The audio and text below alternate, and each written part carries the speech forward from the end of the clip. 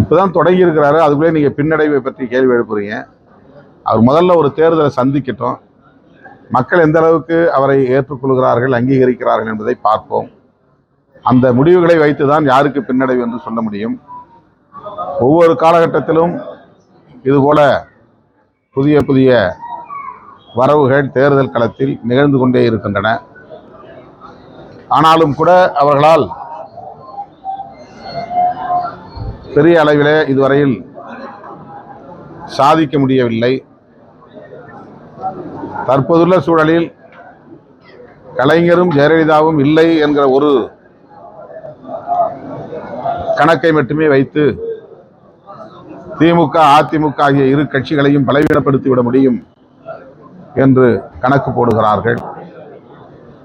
தமிழ்நாட்டில் திமுக அதிமுகவை தாண்டி முற்போக்கு ஜனநாயக சக்திகள், சமூக நீதி அரசியலை பேசுகிற கட்சிகள், புரட்சியாளர் அம்பேத்கர், தந்தை பெரியார், மாமேதை மார்க்ஸ் போன்ற மாமனிதர்களின் கொள்கைகளை பரப்புகிற கட்சிகள், கருத்தியல் சார்ந்து மக்களை அமைப்பாக்கி அணிதிரட்டக்கூடிய கட்சிகள், விடுதலை சிறுத்தைகள் உள்ளிட்ட பல கட்சிகள் இருக்கிறோம்.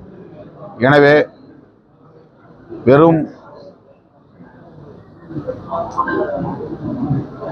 சினிமா புகழ் போன்றவற்றை மட்டுமே மூலாதாரமாக வைத்து எல்லாவற்றையும் ஓரங்கட்டிவிட முடியும் என்று சொல்ல